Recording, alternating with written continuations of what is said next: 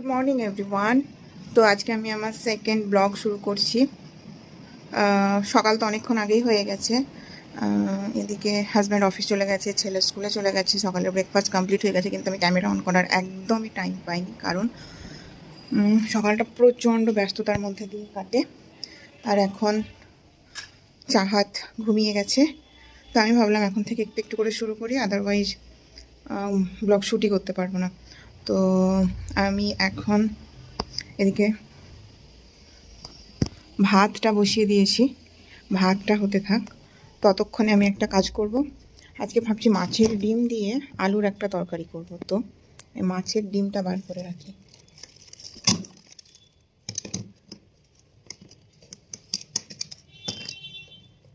এই যে মাছের ডিমটা আমি বার করে নিয়েছি।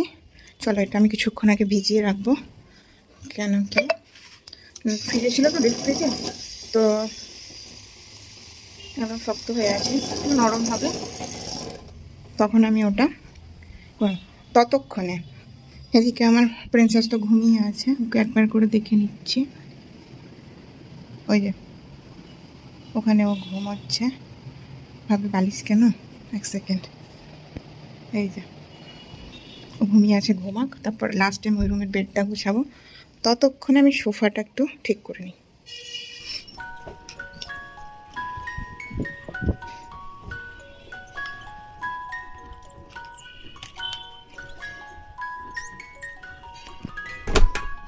ছোট্ট বাচ্চা বাড়িতে থাকলে যা হয়, সোফার মধ্যেই সব বল, বাবু টয়,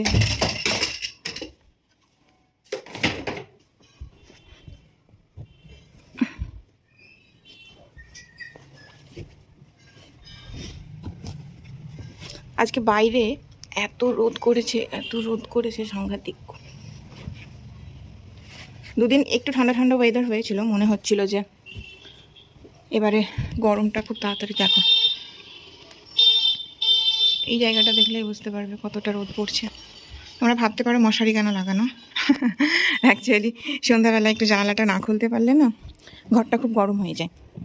আর যেহেতু আমার ঘরে দুটো বাচ্চা আছে, যত মশা আমাদেরকে কাটুক না কাটুক, ওদের দুজনকে আগে কাটে, বিশেষ করে আমার ছোটোটাকে। তো সেটা থেকে বাঁচার জন্য ওর পাপা অনলাইন থেকে মশারিগুলো আনিয়েছিল, তো সেগুলোই প্রত্যেকটা জানালাতে আমার লাগানো আছে। যখন জানালাটা খুলি মশারিগুলো লাগানো থাকে, তাহলে কি হয়, মশাটা ঘরের মধ্যে ঢুকতে পারে না। এদিকে ওটা তো হলো ডান। দেখো টেবিলের অবস্থা কি, সব ছড়িয়ে ছিটিয়ে, এগুলো একটু সেট করে নিই।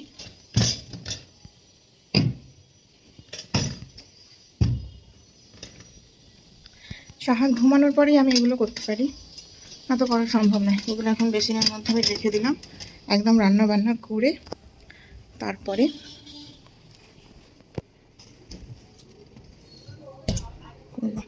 চলো আমি আগে রান্নার জোগাড়গুলো করে নিই, মানে পেঁয়াজ আলু এগুলো কেটে নিই।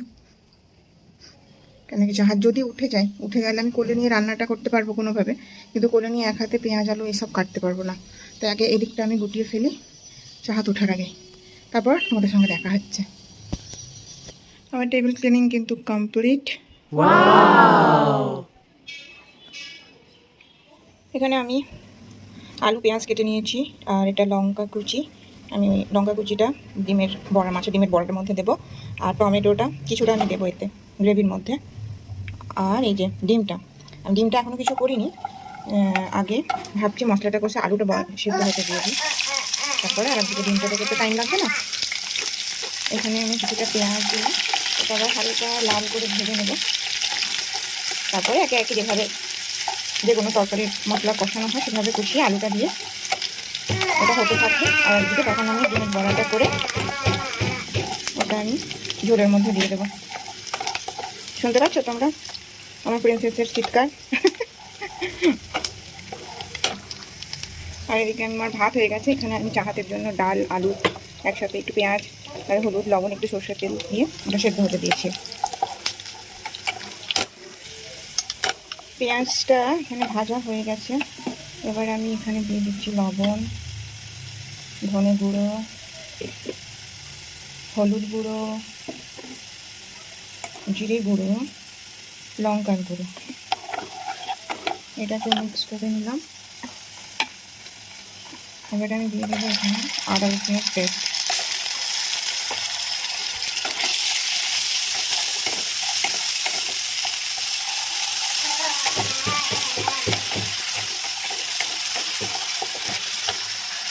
এরপর আমি এখান থেকে মোটামুটি অর্ধেকটাই টমেটো এখানে দিয়ে দিলাম। খুব বেশি টমেটো দেবো না, কেন কি টমেটোগুলো খুব ভালো এবার নিয়ে এসছে বাজার থেকে, মানে খুব টক টেস্ট আছে টমেটোগুলো। এক এক সময় টমেটো আনা হয় যেগুলো কোনো টেস্ট থাকে না, মানে টক না মিষ্টি বোঝা যায় না, জাস্ট দেখে বোঝা যায় যেটা টমেটো। কিন্তু এই টমেটোটা টেস্ট আছে, একটা টক টক ভাব আছে। আমি দুদিন আগে মাছ দিয়ে রান্না করেছিলাম, টমেটো আলু দিয়ে মাছের ঝোল, খুব ভালো লাগছিল খেতে। ওই জন্য অর্ধেকটা দেবো, আর বাকি অর্ধেকটা ভাবছি আর একটা মাছের কিছু একটা তরকারি করব, সেটার মধ্যে দিয়ে দেবো। এবার এটা একটু ভালো করে আমাকে কষাতে হবে, এটা ভালো করে কষিয়ে নিই, তারপর আলুটা অ্যাড করবো। না, মশলা আমার কষানো হয়ে গেছে, টমেটোগুলো গলে যাচ্ছে, এই যে তেলও ছেড়ে দিয়েছে। এই মুহূর্তে আমি এই যে আলুগুলো একে একে দিয়ে দেব। ব্যাস, এটা দিয়ে দিলাম। এটা ভালো করে মিক্স করে একটুখানি কষাবো, তারপর এটাতে আমি জল অ্যাড করে এটা হতে থাকবে। আর আমি আর একদিকে মাছের ডিমটার বড়াটা ভেজে নেব।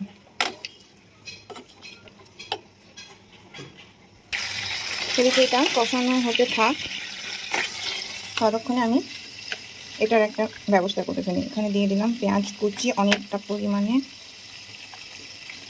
লঙ্কা কুচি, ধনেপাতা দিলে ভালো লাগতো, বাট ধনেপাতা এই মুহূর্তে ঘরের মধ্যে নেই। তারপরে আমি 2 চামচ মতন বেসন দেবো। বেসন না দিলেও হতো, বাট আমি একটু দিচ্ছি যাতে এই বড়াগুলো ঝরে দেওয়ার পরে না হয়। একটু আদা রসুনের পেস্ট, লবণ, হলুদ গুঁড়ো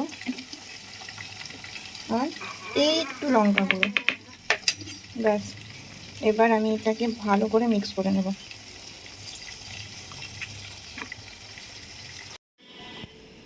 মনে হচ্ছে আহিল ভাইয়া চলে এসছে চাহাত। চলো,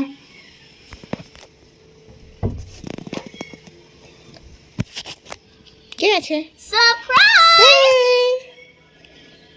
ভাইয়া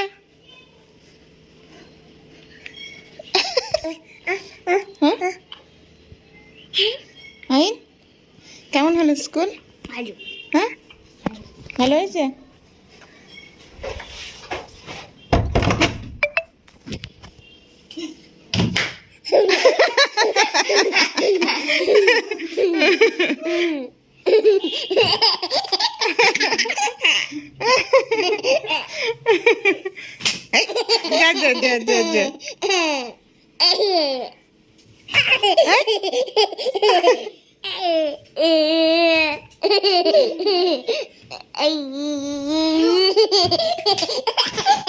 কি করছো ভাইয়া? আচ্ছা চলো চলো চলো, ড্রেস চেঞ্জ করে নাও। এখানে আমি একটা, এই যে এখানে ডালটা হচ্ছে, এখানে আলুটাতে আমি জল দিয়ে সেদ্ধ হচ্ছে ওটা, আর এখানে এবার আমি এই ডিমটা দিয়ে দেবো।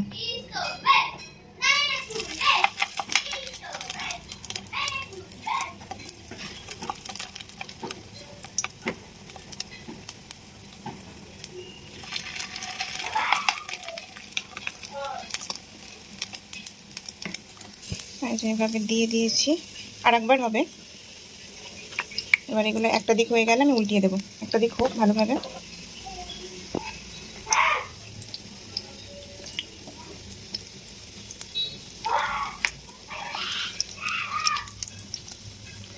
এই যে দেখতে পাচ্ছ,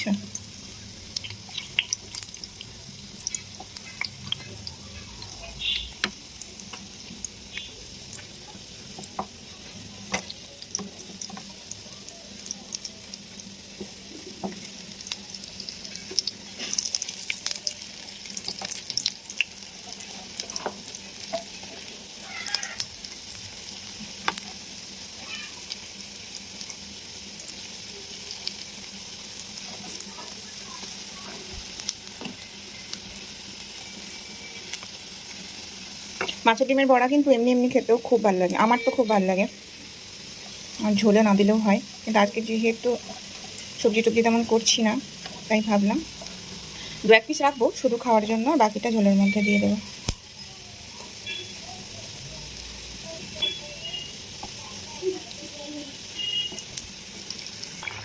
এটা ফুটছে, এটার মধ্যে এবার আমি ভাজা ধনে জিরের গুঁড়ো দিলাম আর একটু গরম মশলা দেব। এই যে একটু গরম মশলা, জাস্ট সামান্য। আমার মনে হচ্ছে এটাতে একটু জল দরকার, এই একটু এবার আমি জল দিয়ে দিলাম। জাস্ট এটা এবার ফুটলেই আমি ডিমগুলো এটার মধ্যে দিয়ে দেবো।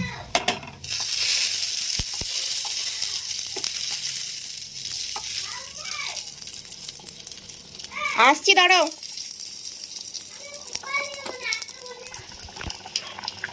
বাস এবার ডিমগুলো দিয়ে দিলাম।